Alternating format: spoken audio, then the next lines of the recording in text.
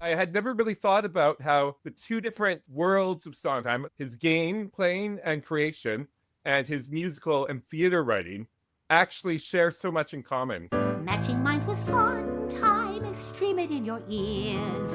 It's your new favorite podcast about a theater god casting off your fears. From parlor games to treasure hunts, you needn't feel a dunce, 'cause Barry's here to hold your hand.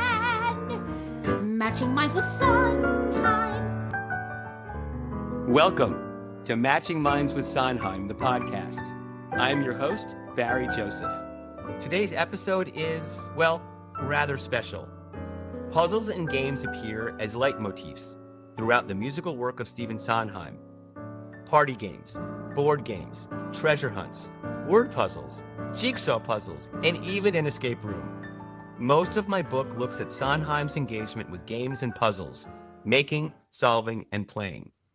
But one chapter is focused on the role these played within his musical output. This topic is big, so big, we need to split it into 2 episodes. And I needed a guest producer. So I am so excited to introduce you to her now. Wherever you are, at home, at work, in your car, at the theater, please give it up for Gail Leonder-Wright. Hi, Gail. Hey, Barry. Welcome. Would you please introduce yourself? Sure.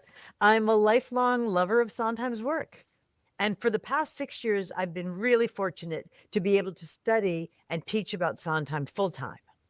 I should also add, there are over 100 people who supported me in the creation of my book, but there are only a handful that I think of as my Sondheim angels. They were always there for me with advice and detailed knowledge and connections, super generous with their time, always rooting for it to succeed. And I don't know if you knew this, Gail, but you sit towards the top of that list. Oh, no, I did not. That is so nice to hear, Barry. Thank you. And I really had a great time supporting you as this book came together. And I really love the finished product. It's given me insight into how Sondheim created this body of work that's so important to so many of us. Insight that I could never have possibly gotten anywhere else. One of the things Gail did early on was help me create a crowdsourcing project to invite Sondheim fans to identify through all of Sondheim's oeuvre the role of games and puzzles. And now, thanks to her, it's in the book. So listeners, it is that chapter we'll be exploring in this 2-part special. Rather than share clips from my interviews, I will read from that chapter, working through Sondheim's shows, and invite a wide range of guest hosts to discuss. Gail, shall we start bringing them on? Yeah, here we go. It's my pleasure to introduce my friend Eric Henwood-Greer. Eric holds an MA in English literature. He's presented at conferences and conducted interviews on a wide variety of subjects, in particular, musical theater. Eric has been obsessed with the work of Sondheim since he was 10 years old. He has a lifelong interest in playing and thinking too much about games and puzzles, especially in fiction and the arts. And Eric and I met, I don't know, maybe 6-7 years ago when we started chatting in Sondheim Facebook groups and commenting on each other's stuff, and then developed out of that a friendship. I think Eric and I probably talk to each other about Sondheim like once a week. It's really wonderful. Thank you for the introduction, Gail, and it's nice to be here with you and with Barry. Up next, please help me welcome Mark Halpin. Mark is a professor of set design at the University of Cincinnati and a scene designer. He is also the constructor of hundreds of original puzzles for publications like the New York Times, Wall Street Journal, and his own online puzzle hunts. Mark is a lifelong Sondheim fan whose cryptic crosswords Sondheim enjoyed. In fact, on Mark, Sondheim has said, "This guy is brilliant beyond anyone else." Welcome, Mark. Hey, Barry. It's really great to be here. And it's great to reconnect with you. In putting the book together, you were an invaluable source for me in understanding cryptic crossword puzzles. And when it came time to testing treasure hunts, you were always game for getting on Zoom with me and others and trying to figure out what was Sondheim up to. It was really a treat to be able to do that. And in particular, to be able to play through some of the reconstructed events that Sondheim had originally created. Well, I'm so glad you can be with us today. And last but not least, welcome Natalie Gerber. Natalie has brought linguistics to bear on the intricate structure of verse lyrics, publishing a piece on power rhyme on Sondheim, and has worked on the structure of Robert Frost and Wallace Stevens' verse. She teaches English at SUNY Fredonia. in New York State. She loves nothing more than finding play in Sondheim. Once upon a time, Natalie studied play in the movie Last Year at Marienbad, a film of which Sondheim was a fan.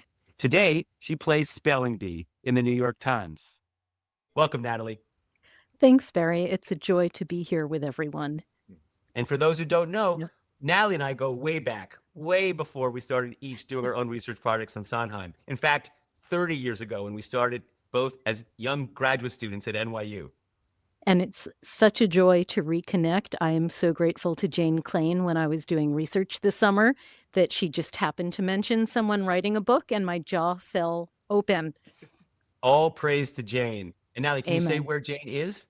Sure. Jane is at the Paley Center for Media and has done so much to make available resources, especially TV, movie clips for everyone, and has a great handout that is available on Sondheim on TV. And we're talking about an episode of a TV show that Sondheim wrote in the 1950s, an appearance of Stephen Sondheim on a game show in the 1960s that without her, none of us would have ever seen. What a powerhouse of a team today, right? Thank you all so much for joining us. Shall we get started? Sure. Absolutely. Yeah. All right. So today, we'll be looking at 7 shows from 1960 to 1984. First will be an unrecorded song that was for a TV show called The Fabulous Fifties, done in 1960. Another TV show, Evening Primrose, from 1966. Company, from 1970. Pacific Overtures, 1976. Sweeney Todd, from 1979. Merrily We Roll Along, from 1981. And finally, Sunday in the Park with George, 1984. As I mentioned earlier, for some of the shows, we'll be looking at games and puzzles within the music and lyrics of the shows. For others, we'll be looking at them within the structure of the show itself. However, we're not going to discuss them in chronological order. We'll be bringing a little stochasticity, as known in game design, or randomness into the process, to play with the topic, if you will. I would like to present to you all the Sondheim-O-Matic. Can someone please share, since this is an audio podcast, what you're seeing on the screen right now? We're seeing a colorful Wheel of Fortune with a picture of young Sondheim in the middle of it and various show titles arranged around the perimeter. Thank you, Mark. This wheel is going to determine what we're going to talk about in what order. So before I click it for the first time, and it tells us which show we're going to dive into, is anybody rooting for anyone in particular? I'm always rooting for Company myself, so there you go. I feel like we should be saying Wheel of Sondheim.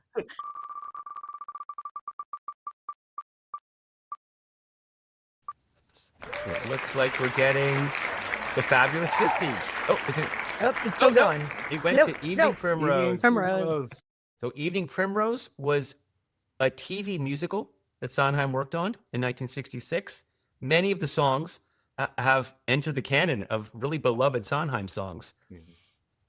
I'm going to read 3 paragraphs from my book that talks about the unusual role that bridge played, both in the plot and the lyrics of the song, which really showed his early brilliance. Evening Primrose was a made-for-TV musical with a book by James Goldman, written with Sondheim for the television anthology series ABC Stage 67. One of its songs, When, is a romantic duet between Anthony Perkins' character Charles and Charmian Char's Ella. However, and here's the twist, the two are at a party and their forbidden love must remain hidden. The song is a duet that only the audience can hear, as each privately declares their love for the other in the solitude of their own mind. Meanwhile, the lyrics are intercut with spoken dialogue between Charles and a table of characters playing bridge, primarily with Charles' bridge partner, played by Dorothy Stickney. Meticulously structured so that words from the game transition into the private love song lyrics. It is all the more complicated because, in real life, neither Perkins nor Stickney knew the rules of the game. In 1989, Anthony Perkins reflected on this scene in a panel at a Museum of Television and Radio seminar in Los Angeles. Steve, in the middle of this maelstrom of time-consuming, tried to explain to Dorothy and me how to play bridge, so that we could get these lyrics straight. It was all about the trump cards and making tricks. None of it was making sense, which, as Perkins reported, Sondheim found very amusing and funny. And it's clear, says Steve, that these two people who are playing bridge in this scene have no idea about the game of bridge. Perhaps Sondheim, Evening Primrose was a made-for-TV musical with a book by James Goldman, written with Sondheim for the television anthology series ABC Stage 67. One of its songs, When, is a romantic duet between Anthony Perkins' character Charles and Charmian Char's Ella. However, and here's the twist, the two are at a party and their forbidden love must remain hidden. The song is a duet that only the audience can hear, as each privately declares their love for the other in the solitude of their own mind. Meanwhile, the lyrics are intercut with spoken dialogue between Charles and a table of characters playing bridge, primarily with Charles' bridge partner, played by Dorothy Stickney. Meticulously structured so that words from the game transition into the private love song lyrics. It is all the more complicated because, in real life, neither Perkins nor Stickney knew the rules of the game. In 1989, Anthony Perkins reflected on this scene in a panel at a Museum of Television and Radio seminar in Los Angeles. Steve, in the middle of this maelstrom of time-consuming, tried to explain to Dorothy and me how to play bridge so that we could get these lyrics straight. It was all about the trump cards and making tricks. None of it was making sense, which, as Perkins reported, Sondheim found very amusing and funny. And it's clear, says Steve, that these two people who are playing bridge in this scene have no idea about the game of bridge. Perhaps Sondheim, to emphasize the character's lack of knowledge, included esoteric terms from the game, such as bidding conventions, Gorin or Culbertson, and conventions for the bidding stage to determine the trump suit, pass, one heart. For example, after Charles says pass in the game, the word spills into his private love song, repeated and extended into I pass the hours planning things to teach you. When Charles establishes the trump suit with one heart, the verse soon blossoms into one heart is beating wildly. In the end, the interplay between dialogue and verse becomes a rich and delectable confection, best enjoyed within today's contemporary habit of repeat viewing on the internet.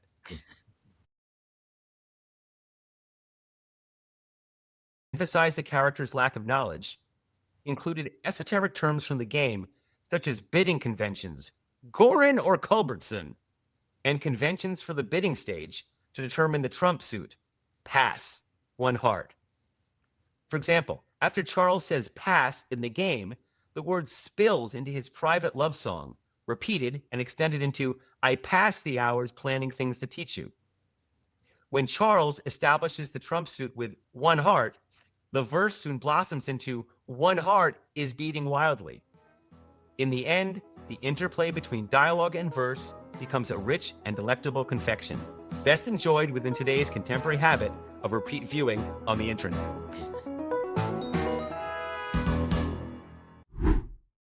I just love that he allowed these technical terms to actually take on a prosaic meaning to talk about what's going on with the character's feelings. It's very early Sondheim, but doesn't it feel like things that he's going to do time and time again, throughout his career? It's just beautiful. Well, one thing it demonstrates really early on that he'll do forever, that feels to me very much like sort of a puzzle and game thing, is he's playing this game with himself, where he's setting up this ridiculous challenge that a mortal, could barely write 2 lines of, and then he spins this into an entire realized song. So it's not just a sort of prosaically competent, polished song, but it also has this layer of this incredibly elaborate and constrictive rule set that he is working within.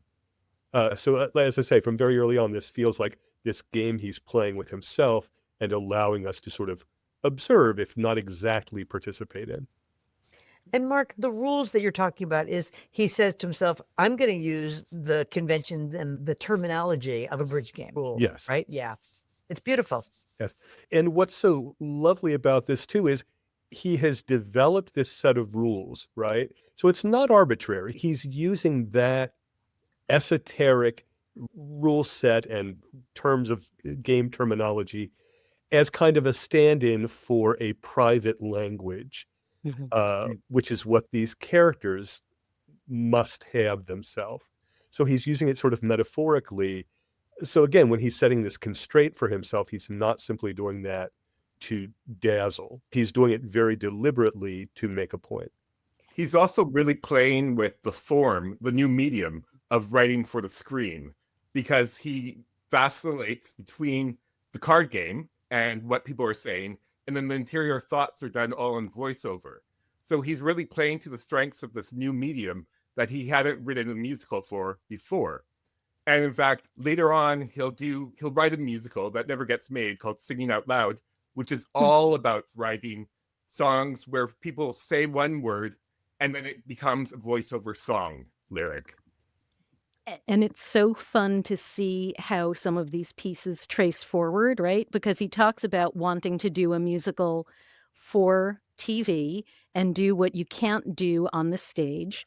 But we can also watch in Pacific Overtures, which I know we're getting to later, he does have characters say the thoughts in Tomate's head, her thoughts versus what she says aloud. So we'll see that. And we do get bridge again also in Anyone Can Whistle, in the song There's Always a Woman. After they start besting each other, Cora and Faye, with dancing, they go to bridge. I still haven't found someone to explain this to me because I'm not a bridge player, so the terms go over my head, but it goes bridge, 2 hearts, 3 clubs, I pass, and it sounds so similar to the I pass in this scene. Yeah. When I hear these lyrics, I think about how often Sondheim spoke about how important it was to write lyrics that could be heard by an audience, hearing it for the first time.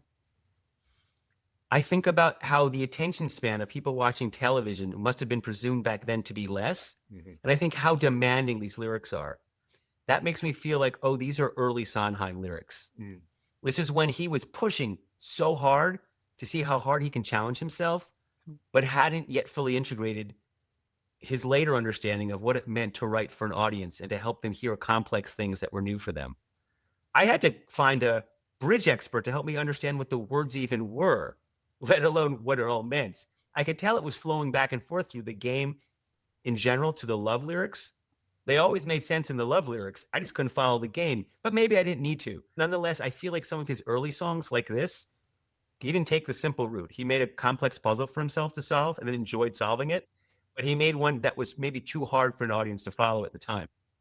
Well, and to add context to that, Evening Primrose happened during a very dry period. He wasn't getting his shows put on stage at all.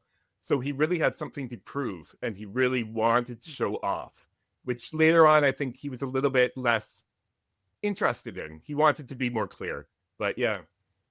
It's interesting that you say he wanted to be more clear because in his Finishing the Hat, Look, I Made a Hat books, he spells out some dictums for lyric writing, but I actually always pass those on in my classes for designers and everyone involved in theatrical storytelling. And one of those is he lists his rules and then says, all in the service of clarity, without which nothing else matters.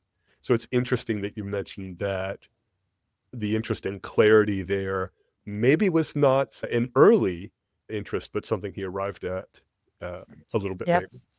Yeah. In a different scene, when they get together, they are meeting in the area of outdoor sports, which I find very interesting, right? Because sporting has its own sexual connotations. It's definitely a blood sport.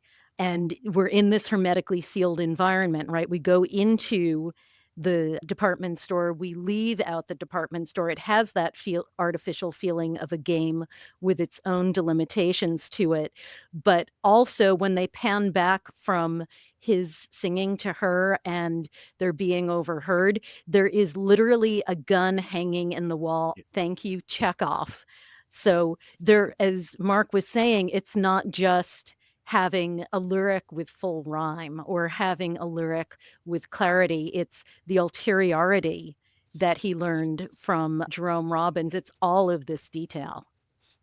All right, let's see what the next show is going to be in the Sondheim-O-Matic.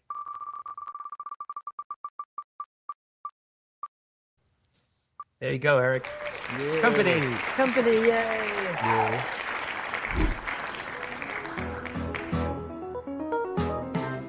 The musical Company is set within a surreal birthday party for the main character Bobby as he struggles with the obligations of friendship and long-term commitment.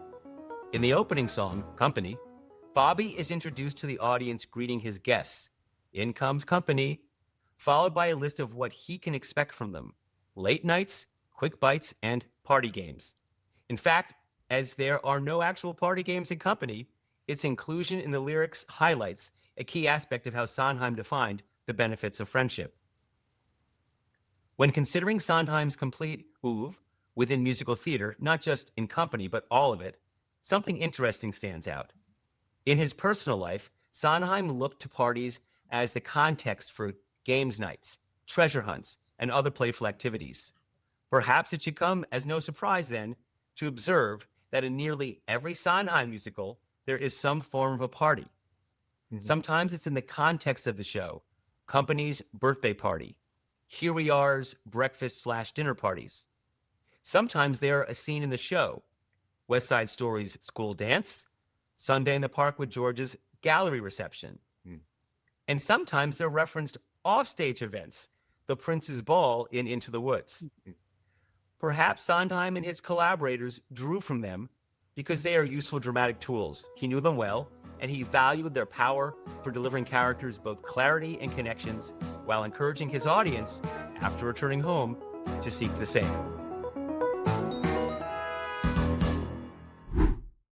I mean, parties show up in musical theater a lot. As you said, Barry, it's a useful way to bring everybody together. And in a traditional musical comedy of the golden age, we'd have a wedding, right?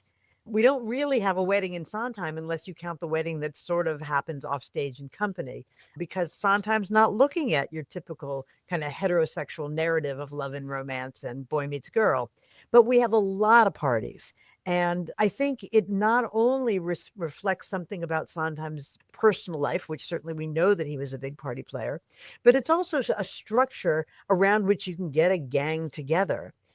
There's other ones. There's everybody's going to eat Mrs. Lovett's meat pies. So there's lots of ways of bringing people together. But I think parties are probably overrepresented in Sondheim's work. What do folks think? Well, of course, there's Follies, which is all one party. So a reunion party. It's interesting, too, that the parties might be a little sinister. Parties aren't just fun and games. You mentioned Sweeney Todd, but there's also the mask ball in that, discussed as a flashback. During which Sweeney's wife, Lucy, is raped. Yeah. I'm thinking, too, of Here We Are, which is a dinner party from hell, essentially. And it's interesting, right? The final scenes of Company, he decides Bobby is not found by his friends. And even at the beginning, we're hearing answering machine messages, right? We don't know if these five couples actually know each other. When we see people dancing, it's Larry not dancing with his wife. It's his wife, Joanne, propositioning Bobby. But instead, we're getting some of these missed connections. As Richard Shook talks about beautifully in his new book, How Sondheim Can Change Your Life, in his chapter on Company, what we're seeing are the missed connections. And we never get past language of turn-taking. So much of it is Bobby, Booby, these are positives, or come on over for dinner. We don't see the dinners. We don't see the weddings. It's all of this language, which actually in many ways lies outside regular grammar, but that would take us someplace else. Well, I was wondering on what you were just saying, in fact, if people thought the song, It's the Little Things You Do Together, is about the games that couples play to make marriage sustainable. They share little kinks together, drinks together, all these sort of behavior tactics they use, which are playing games in a way that make perfect relationships, as the lyric says. So It's also a bit of a game in the lyrics, how, in that it's an old joke form, how you have two serious things and then a punchline. So, for example, you've got try together, it would be winks, drinks, and the punchline kinks. right. So it's joke structure, but it's playful. Yeah. And Sondheim said that he always knew where something would land first, which is so hard to do, right? To have that punchline, getting a divorce together before you go back to, I can't think of the first one, Shouting but till your horse horse together. together. That's the Things second. like using force together. Yeah. Yeah, so the punchline. And is this a game or is this just playful? Let's turn now to our Sondheim-O-Matic to decide what we're going to talk about next across Sondheim's musical creations. Ah, my favorite. Merrily we roll along. It's poetic that the wheel had to rotate backwards a little bit to land on that one. For Merrily, I'm going to first talk about a game within the show, and then, of course, the puzzle structure of the show itself. Within Merrily We Roll Along, there is a parlor game. At a cocktail party, the character Gussie proposes a game to one of the main characters, Frank. She says she uses it when she wants to get to know someone very well and very fast. Quote, I tell you something honest about me, and you answer right away with something honest about you, she explains. I call it trading hostages. In a scene set in 1962, this is exactly the type of parlor game Sondheim played at the time. Brutally personal games with names like Hostilities. Perhaps this was Sondheim a few decades later, influencing the show's book writer, George Firth, celebrating the power of such games and their danger. Merrily is told backward in time from 1981 to 1957, starting at the present after a friendship has dissolved and working its way back in time when, at the end of the evening, the main characters meet for the first time. The musical is a puzzle to delight audience members who are able to follow its complex construction. Chronologically, the effect is revealed before its cause, forcing the audience to put the pieces together, keeping audience members on their toes, scanning the scenes like a Where's Waldo book for the key information hidden in plain sight, or rather, in song. If you think about the score to Merrily We Roll Along, Mark, who's here today, told me, you start to appreciate that not only is a story told backward, but the score functions backwards. The first song in the show is musically a finale. The audience hears reprises of songs before they hear the songs on which they are based. They even are sometimes whole songs. For example, the song Not a Day Goes By is first heard by the audience in the context of a painful custody hearing, and it is only later that the audience hears it as a song full of hope and love when sung at the wedding. Says Halpin, it's just this ingenious layering. Great. So maybe we should start with the first part, the game called Trading Hostages. And Barry, you mentioned, and of course you're right, that this is so similar to the game that Mary Rogers talks about in her book Shy, called Hostilities, the game that Sondheim and friends used to play. The way you play the game is everybody's got a piece of paper and they write an impertinent question addressed to another specific person in the room. Now, each of these people have numbers assigned to them. So let's say I'm number 1 and Eric's number 2, and I am writing a question targeted to Eric. So I write number 2 on the outside in light pencil. On the inside, I write my impertinent question, perhaps about Eric's private life or his opinion that might theoretically hurt somebody in the room. I write number 2 on the outside, put it in the middle. Eric gets that question. He reads it. He writes his answer. He erases the number 2, so nobody knows who's answering the question, sticks it back in the middle, and then they're read to, I guess, great hilarity. And what Mary said is the real purpose of this is to give players an opportunity to be nasty. Yeah. So does anybody else have thoughts about this game as it's played in Merrily, perhaps, or what it says about Sondheim and his friendship group or what have you? It's so interesting because the nature of a game like that is so fascinating because it's so different to what we think of as the function of games now, which is often to socialize in a cordial way. And that feels a little antithetical to that. And Mark, does it feel of its era because we're into games like reveal your inner kishkis for everybody, like group therapy kinds of made into playfulness? But you're saying the nasty twist also feels of its era.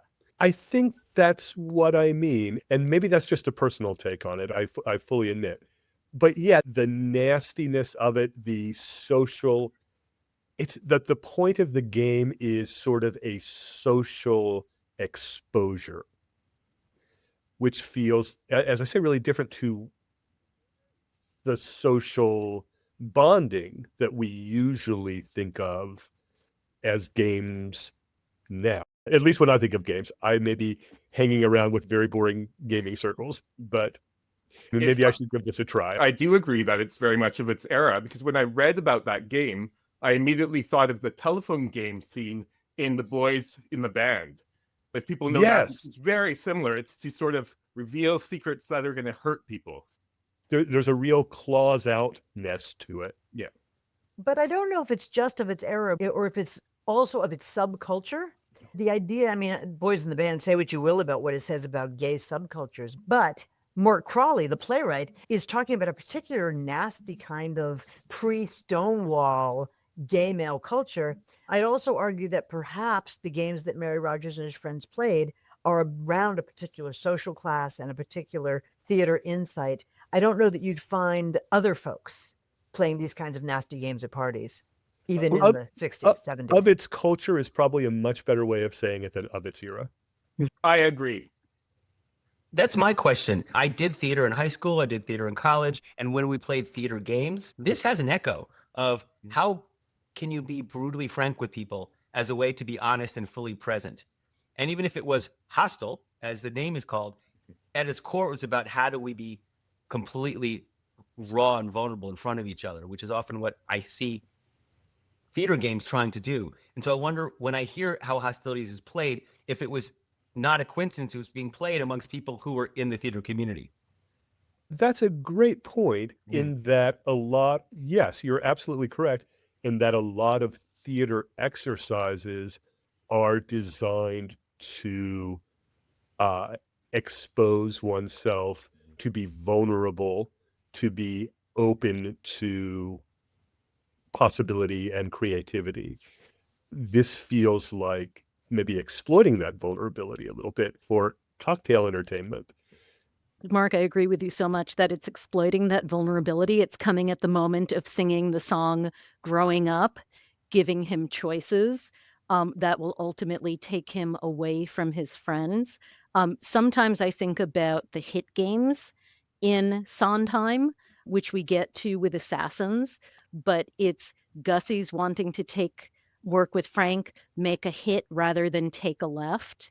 With Charlie, that leads to It's a Hit and making hits instead of hats, which is something I'm working on for an article. But he doesn't want to be a hit maker. He wants to be a hat maker, but he has over and over again in shows instances where people are taking hits because of choices that they're making. I mean, Assassins does it the most, but here, the hit that he takes first from Gussie that pulls him away from his first wife, from his child, from hit to hit to hit, which seems like it's a good thing, but a la Hamlet, it's actually a palpable hit where people are dead on the stage at the end, or the friendships are dead on the stage, even if the people are alive. Before we move on to the structure of Merrily, which of course we have to address, we can't leave this description of a game in the show that's based on hostilities without talking about the role that hostilities plays. Hostilities in its very name sounds like a brutal thing to do with the people you care about. Right. And researching 70 years of Sondheim playing and making games, what I found most remarkable and taught me so much about the arc of his life was that I mentioned in the beginning that Mark and others played some of his treasure hunts with me. The language that came through, when I asked them to give me a word to describe how the game felt, the most common word was generous. The Sondheim who was playing Hostilities in the early 60s was a very different person than the one designing games in his 60s, 70s, and 80s. Right. When you look at the games he played and the arc of those games, they trace the shift in him dealing with, at some level, those inner demons so that he could be more generous and connect with the people he was playing with later in his life. Barry, would you say that the games became less competitive and more ensemble? That's an interesting way to frame it. So the most competitive game he played the most often was a version of the game of anagrams, which was called Cutthroat Anagrams. And we are lucky because he not only played them with Leonard Bernstein, he played them with Leonard Bernstein's children, who grew up playing them in his house when Uncle Steve would come over. And then we're playing them with him until, I think, in the period before he passed away. And so they were able to see how he changed in playing the game. So when they tell the stories about what it was like when they were kids, they said it was like a spectator sport, watching Stephen Sondheim and their dad battling each other. It was like getting thrown in with the lions. It didn't matter if you were a teenager. And when they were playing with him later in his life, they said he was just more relaxed. He would joke more. He was much more avuncular, they would say. And so it was still competitive, but there was less at stake in that competition. It's interesting when you talk about, for example, the treasure hunts, because the treasure hunt is real, and those being an expression of generosity in a way. Treasure hunts are more puzzles than games. And yes, there's a game element in that. There's a competitive element in that the first person to solve it gets some prize, although it's an honorary kind of thing, really.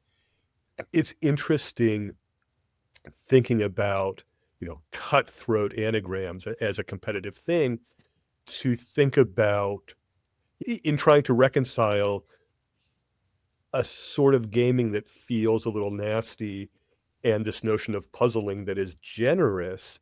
It's interesting to think about one really fundamental difference between puzzles and games.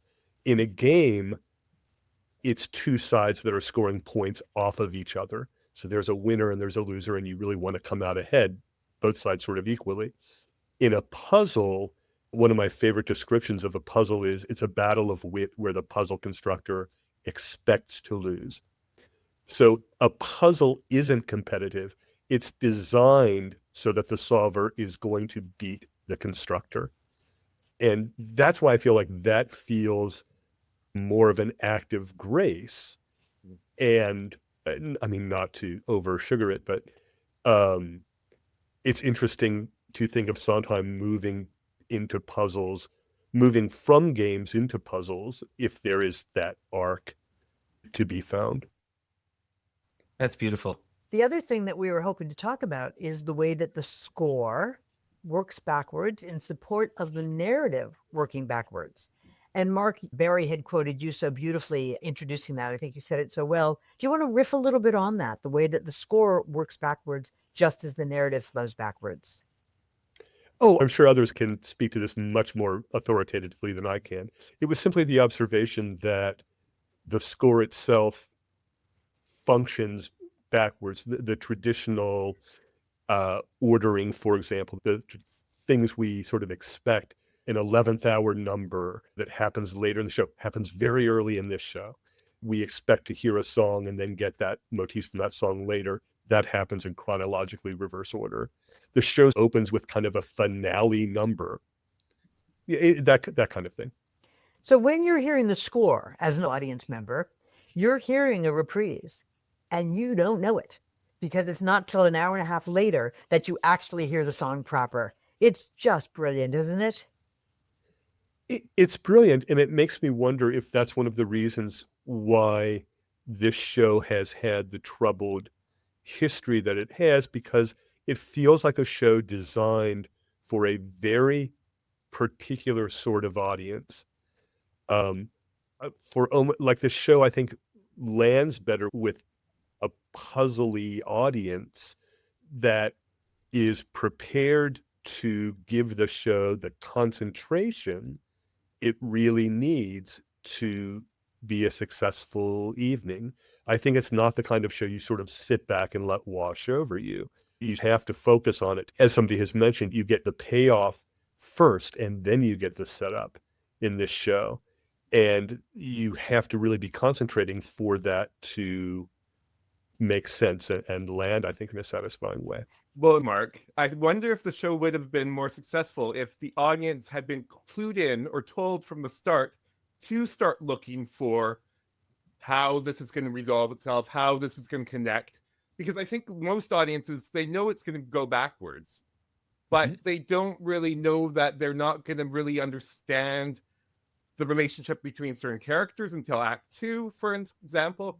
And maybe if they were told somehow to start paying attention and to start thinking about how people connect, how plot points connect, then they'd be more welcome to following along and not just give up.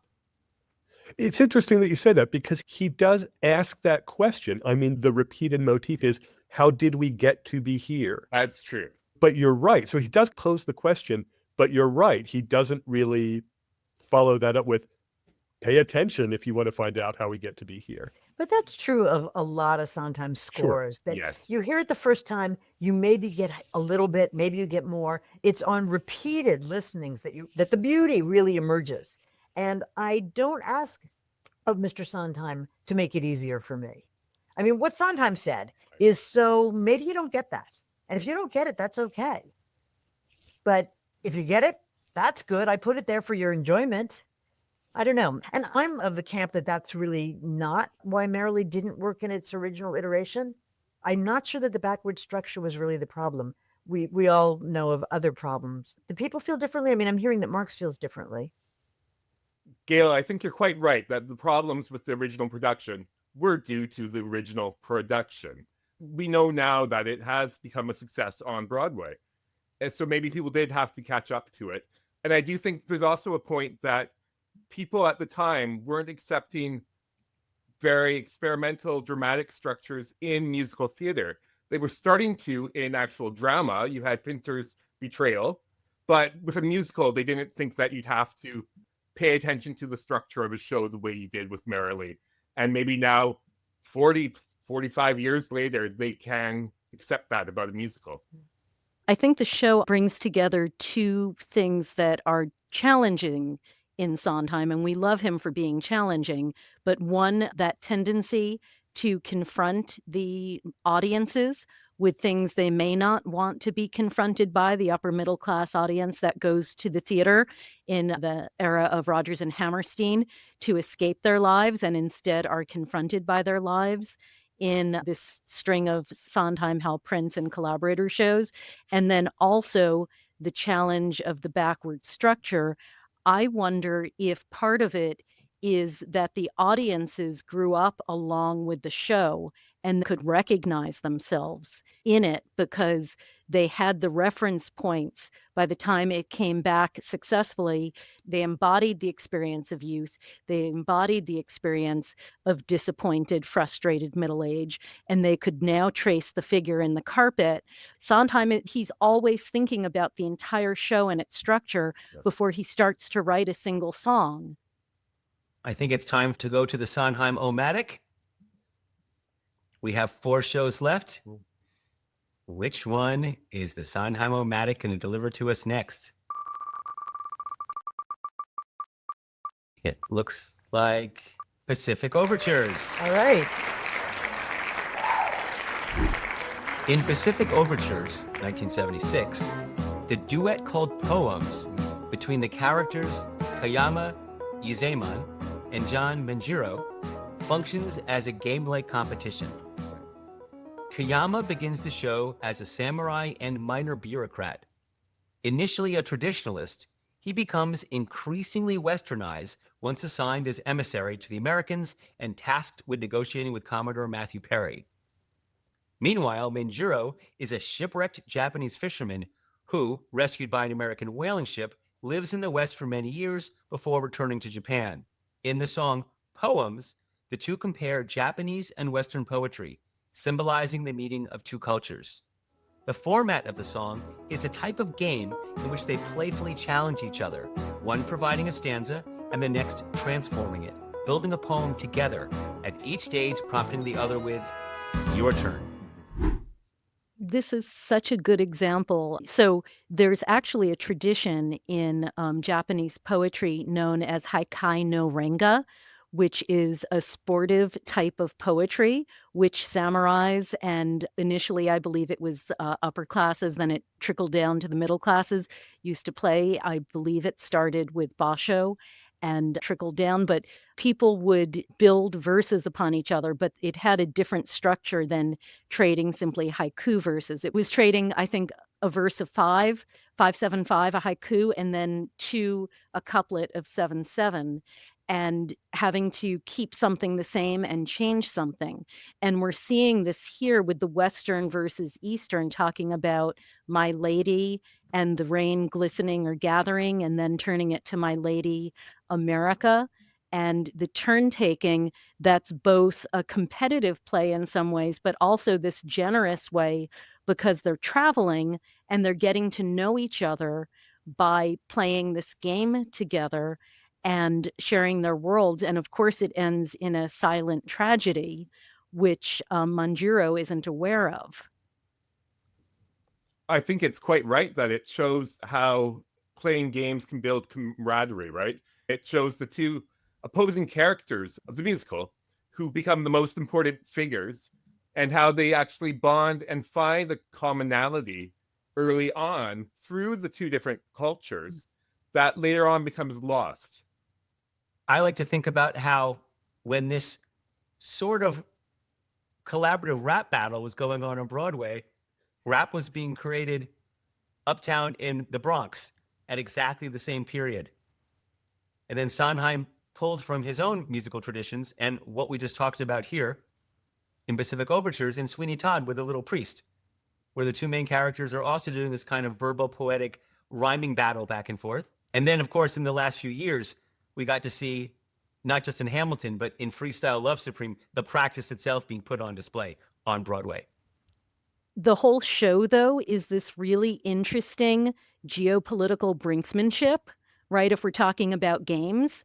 So Please Hello is both his outdoing Gilbert and Sullivan, which is not only a game, but it's a way of purging from his system his annoyance at their lyrics, but doing it better with 5 or 6 different countries, their music, their rhythms, but everything is this, each nation threatening to blow up Japan with louder and louder cannons and bigger boats. We're turning now to the Sondheim-O-Matic, and there's 3 left. We have Sweeney Todd, we have the Fabulous 50s, and we have Sunday in the Park with George. Sondheim-O-Matic, what will you deliver to us next? The tension. Sweeney Todd. Sweeney Todd. As I now read from my section on Sweeney Todd, we'll be referencing something that we just talked about, A Little Priest. In Sweeney Todd, the vengeful title character and the conniving Mrs. Lovett try to outdo the other in the darkly comedic track, A Little Priest, as they deviously devise punny phrases to describe how they might serve their customers on the menu. It is a battle of witty wordplay, as with Pacific Overtures poems, but for different effect. In both cases, while the audience thrills at the battle between two creative minds, it is always understood that, underneath it all, they are really examples of one mind, the lyricist, doing battle with himself. There is also a puzzle buried within Sweeney Todd's score. In the beginning of the show, we meet the beggar woman, who is accompanied by a musical theme. Spoilers to follow. That theme appears in different forms throughout the show, associated with information that hints at her true identity, which is not revealed until the conclusion of the show. All the time, she was the wife whose abuse at the hands of Judge Turpin was the motivation for Sweeney Todd's vengeful slayings. Well, I think one thing that's really interesting about The Little Priest is it comes after a previous competition, which is actually just called The Competition, which is between Merrily and Sweeney Todd himself. In that one, Sweeney doesn't even really participate because he knows that Pirelli is no match for him. Pirelli's singing away while he's doing the shaving, and Sweeney just sort of holds back and wins the competition. Whereas with Mrs. Lovett, who maybe is a more worthy opponent or partner anyway to Sweeney, he does play along and he gets wrapped up in the same competition, but this time it becomes a real duet. And Barry, there's a question that I think is really fun is do Sweeney, Todd, and Mrs. Lovett know that they're rhyming? Do they know they're playing a game? Is this Sondheim rhyming or is this Mrs. Lovett and Sweeney rhyming? And how we know that they know they're rhyming is because she trips him up and asks him to come up spontaneously with a rhyme for locksmith. And therefore she wins. And that's how we know all along they've been playing a game. And at that moment, every time I've seen it, the audience laughs. And that laughter is us connecting directly with Sondheim, laughing at what's going on and recognizing that we have been invited to participate in it by our listening. That's making what we're seeing happen. That's great. In the score, there's another example of a musical formulation that I'm thinking of the Bells song that the Beatles sings, so you have this other example of a formulaic, ritualistic sort of song that's not sort of a parlor game kind of song, just the repetitive verse and so on and so forth. So it seems like that vocabulary of songs that serve as games or playful tunes feels like it does set up a world where Priest as a little bit of a competitive song makes sense.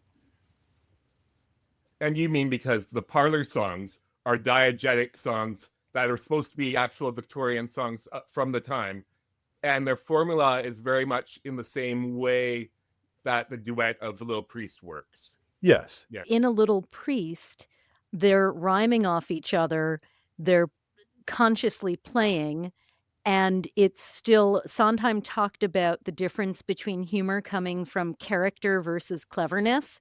And this is a song that is so brilliantly clever, and yet the comedy is coming from the characters and how they are catching each other's drift and such, rather than just what he called in another song, a portrait of the lyricist on display or cleverness for its own sake. So it's really a marriage that we don't get in the show itself. And beautiful. Mrs. Lovett is using the game and the song to calm Sweeney down, because remember, it comes right after the epiphany where he's so out of control and so mad, and she brings him down with the game and with the song. And incidentally leaves the audience able to go to intermission, not having that mass murder image in their brains. It's a way to get us to come back. That's such a great point, because we enjoy that song simultaneously on two really distinct levels. Because on one level, we are marveling at Sondheim's cleverness as they sing that song. But at the same time, we're enjoying the sort of artificial cleverness of Sweeney and Mrs. Lovett, right? We're enjoying Sondheim's cleverness, but also we're enjoying these clever characters. And when she comes out with Locksmith, it's funny because it's clever writing, but it's also funny because she's scoring a point on Sweeney. Yeah. And we love it for that reason as well. And he kind of grunts in acknowledgement of that, and that's very satisfying. So it's both a character thing and a lyricist thing. And it's kind of amazing that we enjoy those simultaneously. And is it fair that I call the hidden identity of the beggar woman to be discovered a puzzle? Or am I stretching things? Absolutely. How is that foreshadowed? I'm trying to think of the specific motif that does that. Sure. The main way is that she sings to Anthony this over-sexualized, how'd you like a little muff, dear, a little jig, right? And when Mrs. Lovett is talking to Sweeney about what had happened to Lucy and that she was raped by the judge, the music is a minuet version that goes da da da da da da da da da da da da. I've It's heard that brilliant. 1,000 times and never noticed that until you just pointed it out. Of course It's it does. brilliant. So the other part of the beggar woman's theme, which she's singing, "Alms, alms for a pitiful woman," Sweeney takes it up later. "And my Lucy lies in ashes." And it makes us wonder if Sweeney doesn't somewhere in the back of his head know that his Lucy, who lies in ashes, is the beggar woman. If it's somewhere subliminal in his brain and he doesn't want to admit it, because that would mean admitting that his wife lives among them and she's deranged and he's now responsible for her. I don't think Sweeney consciously knows that, but he sings her theme in Epiphany. Oh, Isn't that cool? that's Wow. so cool. All right, we've got 2 shows left to discuss.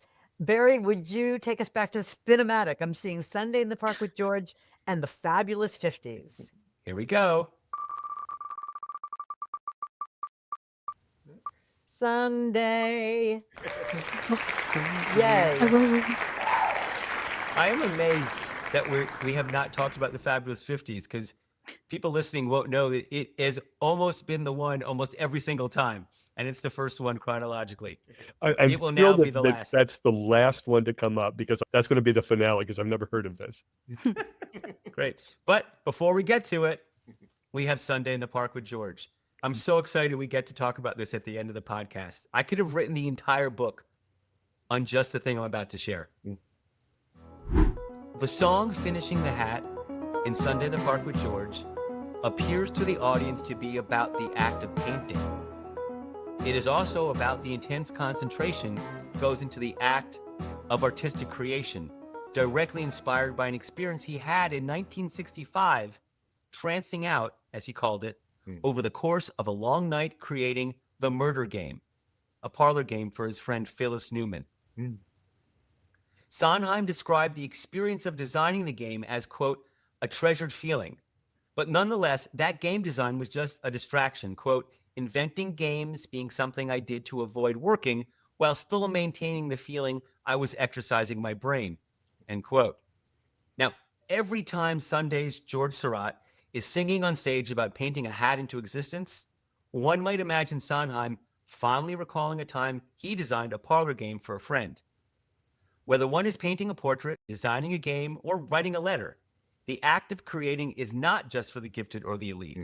Sondheim once described George's state in the song as analogous to a child coming home from kindergarten with a piece of art in their hand. Quote, look at the face of the kids as they draw, he said.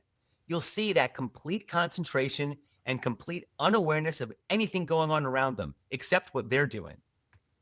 So for the game lovers, I would recommend taking from this that Sondheim viewed the process of designing games and puzzles just as seriously as he did creating work for the stage, and that all of his creations, whether lyrics or game rules, were birthed within the same state of trance, all children of the same powerful muse.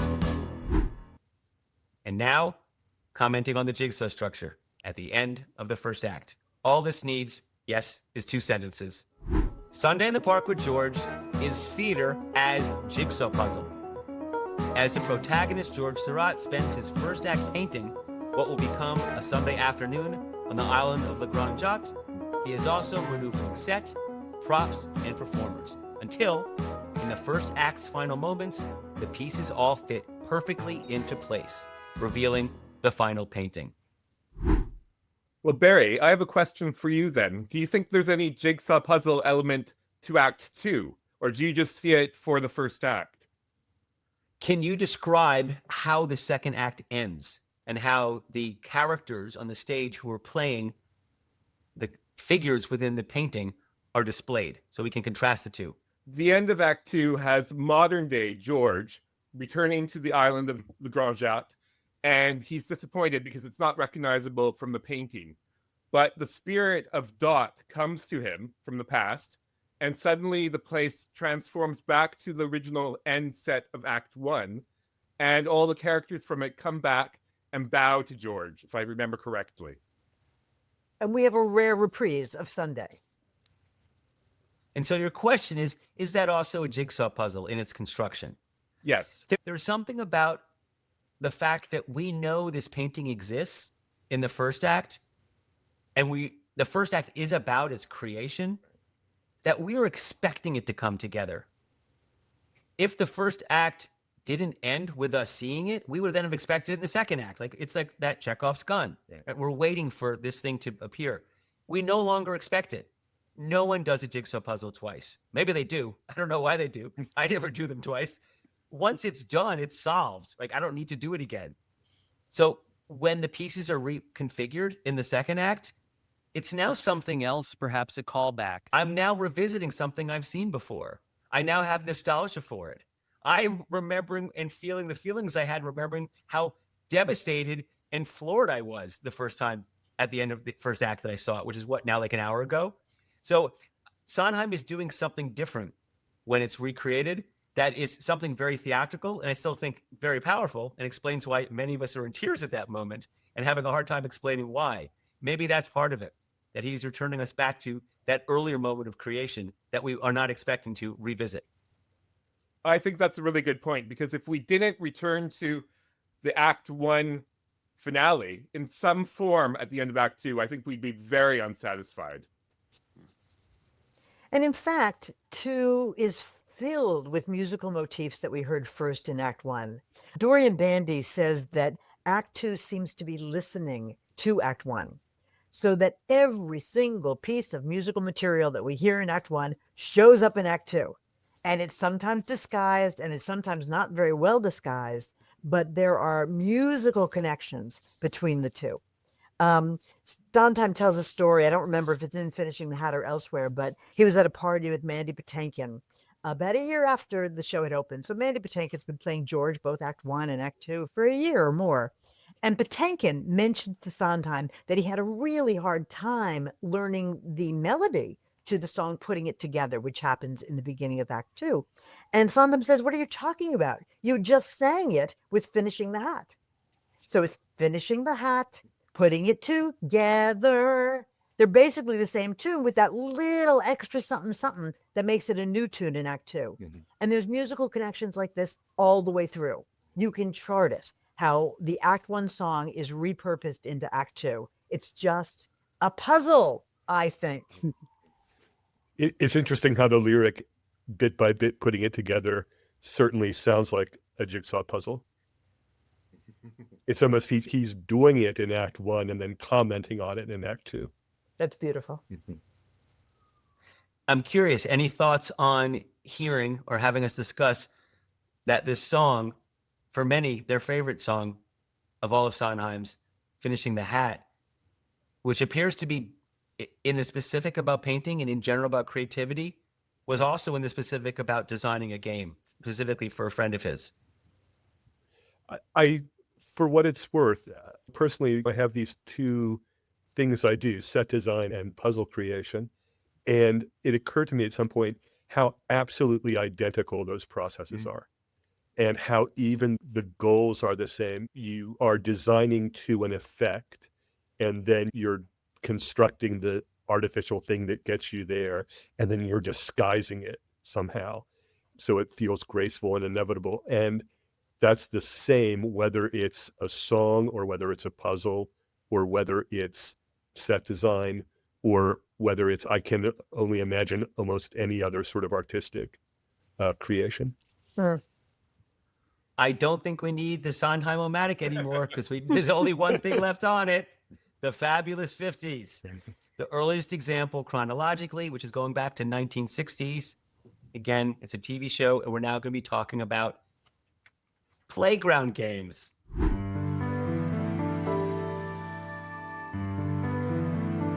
In 1960, Sondheim wrote a song for a television special called The Fabulous 50s. 10 years old is a whimsical and inventive retrospective of the past decade, sung by children playing on a playground. They sing songs with lyrics and music that reflect the games they are playing. This unproduced number is full of parodies, its own form of musical game. Turn a known song or nursery rhyme into another and seek humor and meaning in the contrasts. For example, with a knick-knack paddywhack, who can go to bed when the future lies ahead? Some of the songs are themselves game songs, like countouts. A, angry young men. B, Bridget Bardot. Another is in the form of name, spouse, location, object. K, my name is Kukla. My husband's name is Kefauver. We come from Korea, and we use credit cards. Note to the listener, the credit cards are spelled with K's instead of C's. Children singers are playing in a playground while commenting on the world by singing parodies of children's game songs. It was pretty complex material for a time before viewers had the option to pause or rewind a television show. Songs that review historical periods are often list songs, like Billy Joel's We Didn't Start the Fire, and REM's It's the End of the World as We Know It and I Feel Fine. However, 10 Years Old is notably not a list song. Why not? Because listing the decade's hits and turning them into interesting lyrics was not hard enough. Instead of a list song, Sondheim challenged himself by adding the additional complexity of referencing the historical events within parodies of children's play songs. He must surely have delighted in including his own take on a playground insult your mom verbal battle. Ah, your mother cheats at Scrabble. Well, I'll tell you my favorite part of the song, which is it's a parody of London Bridge is Falling Down. And it goes like this. Who had heard of Salk vaccine, Dexedrine, Mr. Clean? Who had heard of Fulton Sheen or My Fair Lady? All these wonderful references from the 50s and then repurposing the name of the musical. Just that slays me. And as you're saying, Gail, every decision he makes is so exactly right. So when he talks about Elvis, he sets it to the tune of Georgie Porgy pudding and pie, something, something made the girls cry. And it's Elvis pelvis wiggled and made them cry. Each one is exactly like he just nails it and has so much fun. He's so interested in language. And I think he must know that these nursery rhymes often have associations with not only the counting songs, but nursery rhymes often get picked up by crime novelists. They have a lot of violence and issues in them, some of which come up in this song, like knick-knack, paddywhack isn't necessarily a good thing. And Jane Clain shared a great example of Sondheim writing for Topper and writing a jingle that was intentionally wrong. She didn't know who wrote it, but it ended with an extra word. It's something like, this is the winner of the oats, vote for it sight unseen. Everyone loves individual oats. It's the cereal everyone votes for. And because the ghosts burn up all of the other contestants' better jingles, this is the jingle that wins. And Jane Clain was like, that had to be Sondheim who wrote that because only he would intentionally introduce a mistake. So everything is so deliberate. Well, has there ever been any discussion about how this song anticipates the much more serious I'm Still Here from Follies in terms of using all of the historical references? You'll notice in the book, Finishing the Hat, those are the only two songs that he felt he had to have a separate explanation of all the references in. I haven't seen one, but they also anticipate the transitions that get cut in Merrily. There are a lot of references, I think the second transition or third transition, which refer to like hot tub sex clubs is the example that comes to mind. And those transitions were originally called bump. Yes, and then the bumps also turn dark, where I think he's having fun. Bump Chappaquiddick, bump thud, another one where he's talking about bodies landing. And he must know the tradition in the nursery rhymes because he uses these onomatopoeia words throughout his career and takes such delight in just turning it from a, bump on the road into a bump of a body coming out of a car. Yeah. We just finished exploring all of the items on this episode's Sondheim-O-Matic. On the second part of the series, we'll be looking at 4 other shows: Into the Woods, Putting It Together, Roadshow, and Here We Are. Before we go, I'd love to see if any of our guests have any final words, and of course, if there's anything you want to share with us about how we can learn more about your work. Thanks, Barry. I had never really thought about how the two different worlds of Sondheim, at least in my mind, they'd always been two different worlds. His game playing and creation and his musical and theater writing actually share so much in common. And I think examining them together just makes me appreciate both aspects all the more. So thank you very much. And let me echo those things, Barry. It was such a joy to read your book. It taught me so much because Sondheim talks about lyric writing as the same as doing puzzles. And he doesn't love writing lyrics as much as he loved writing music. He calls the first a craft, the second music and art, and compares lyric writing to producing pewter ashtrays at one point, knocking them out. But we get that elevated sense from looking at the puzzles and examining the layers of puzzles within the lyrics and understanding from the puzzles and games he created just how much he loves language and how much it comes down to wordplay. So I'm new to Sondheim studies, but am looking forward to writing on the Sondheim Hub and a couple of other places about his language play and verbal dexterity. I just wanted to say thank you for having me. It's a rare opportunity to get the chance to talk about this kind of thing. Barry, thank you so much for bringing us all together. I had the best time. And I want to thank our guests, Eric Henwood-Greer, Mark Halpin, Natalie Gerber. I'm Gail Leonder-Wright. And if you want to connect with me, because I'm constantly doing things in the Sondheimisphere, I teach classes and do other stuff, you can reach me at talkingsondheim@gmail.com. And just thank you, Barry. This was really, really delightful. Thank you, Gail. Thank all of you. I also would like to thank everyone who contributed behind the scenes to this episode, specifically transcription and text editing by Jenny Westfall, the musical stingers composed by Mateo Chavez Lewis, and the theme song to our podcast, with lyrics and music by Colm Malloy and sung by the one and only Ann Morrison, who created the role of Mary in Merrily We Roll Along. And thank you, listeners, for joining Matching Minds with Sondheim, the podcast. I hope you'll return for the second half, and if you don't want to wait, please pick up a copy of my book. Hit us up on the socials, Facebook and Instagram, at Matching Minds with Sondheim. And please comment and like the podcast on whatever platform you use. It helps us out immensely. Gail, I look forward to seeing you here next time. Can't wait, Barry.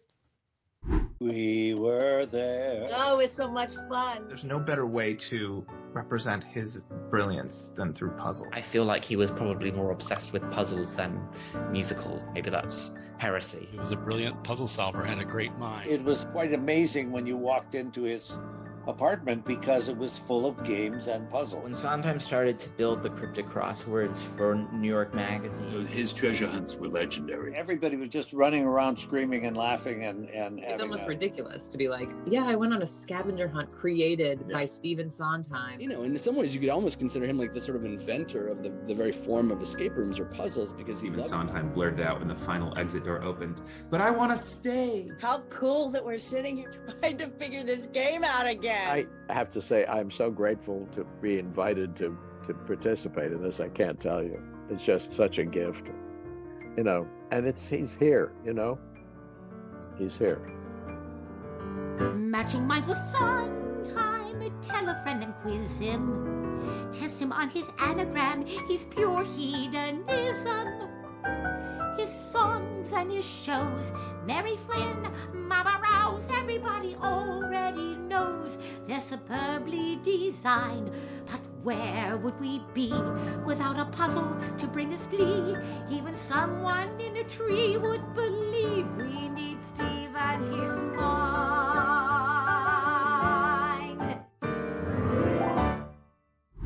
Who had heard of Salk vaccine, Dexedrine, Mr. Clean? Who had heard of Fulton Sheen or My Fair Lady?